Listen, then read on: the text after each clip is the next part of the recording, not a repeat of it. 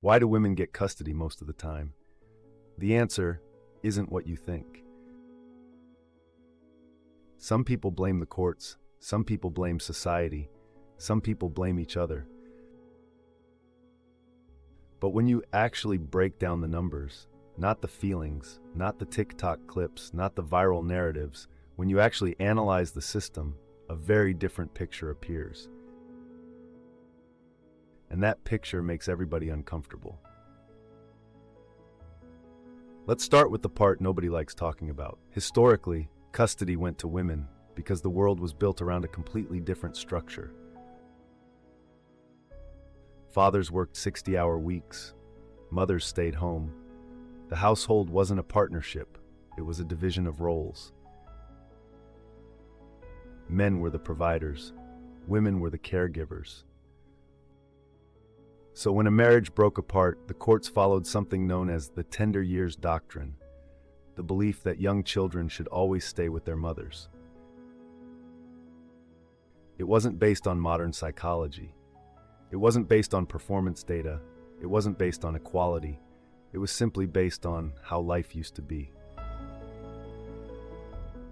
But here's where things get strange. The world changed, but the system didn't.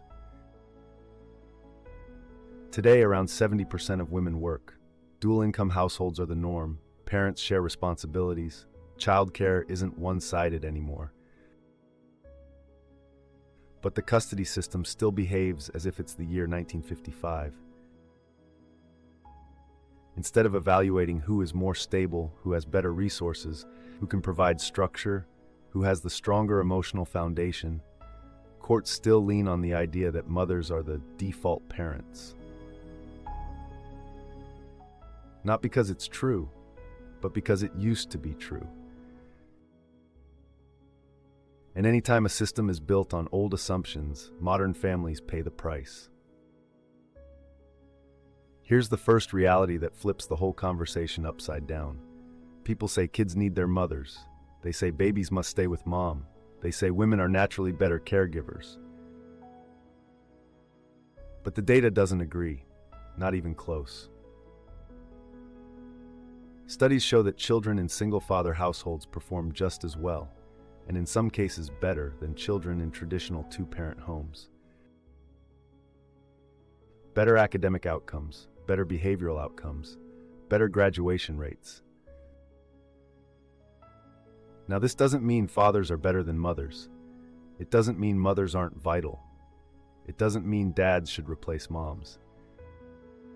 It simply means something very simple and very uncomfortable. The idea that kids need their mothers more is not supported by outcome data. So if both parents are working, both parents are capable, and children succeed under both types of households, why does the system choose mothers by default?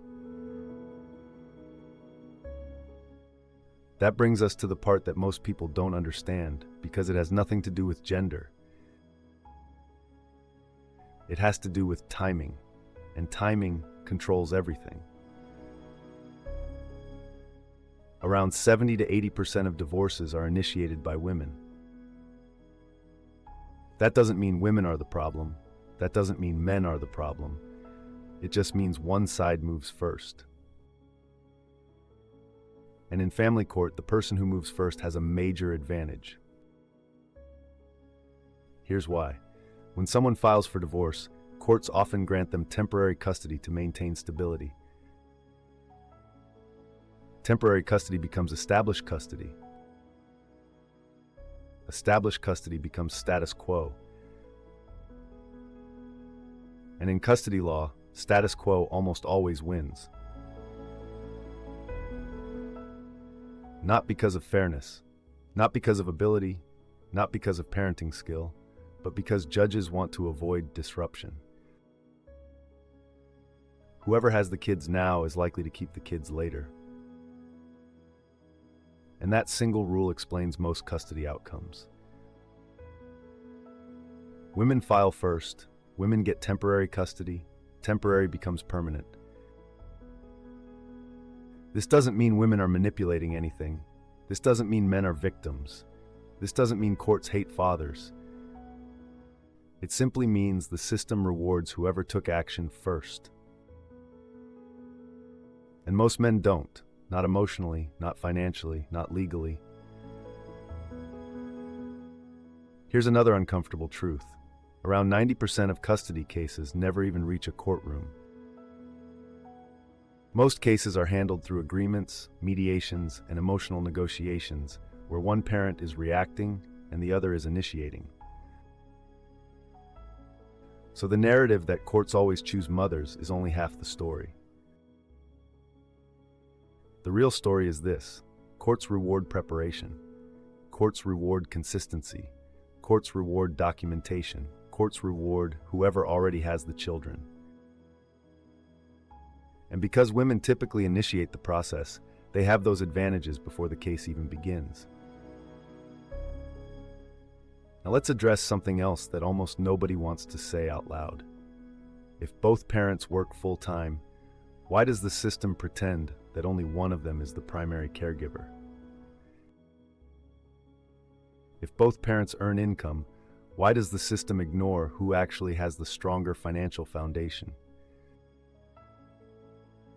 If children thrive in single-father households, why isn't that ever part of the discussion? If the parent with the most resources could offer the most stability, why isn't that the default measurement? Because the system wasn't designed to measure any of that. It was designed to maintain stability, even when stability isn't what's best for the child.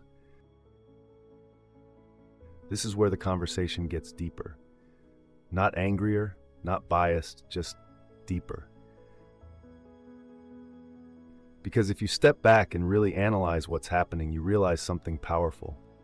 The system doesn't reward the better parent. The system rewards the more prepared parent. The parent who filed first, the parent who held the narrative first, the parent who had the children first, the parent who documented everything first. That parent almost always wins. And then something interesting happened, something that proved this entire system can be fixed. Kentucky became the first state to pass a presumption of joint custody law.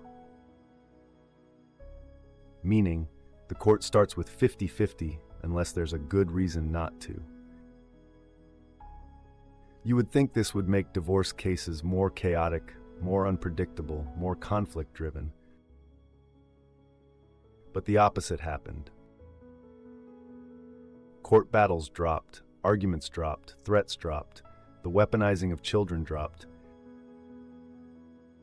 and the divorce rate actually went down. When custody became fair by default, people didn't feel the need to fight for control. Mothers didn't fear losing their kids. Fathers didn't fear losing their rights. The courts felt less pressure.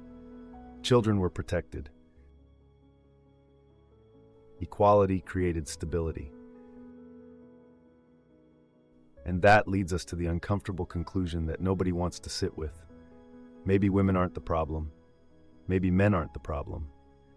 Maybe the entire system is outdated, inconsistent, and built on old assumptions. If you want fairness, you can't rely on a structure designed for a world that no longer exists.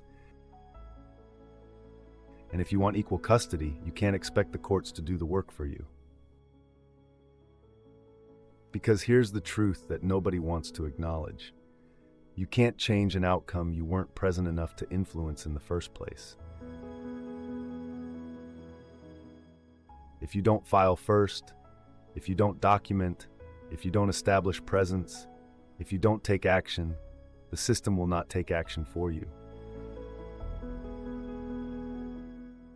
But even with all that said, even with the outdated laws, the old assumptions, the filing advantages, the narrative advantages, and the system failures, there's one final truth that matters more than anything. Children pay the price for the choices adults make. Whether you blame the courts, blame each other, or blame tradition, the outcome always lands on the smallest shoulders. And whether the system is fair or unfair, broken or outdated, necessary or flawed, one thing remains: it really makes you think.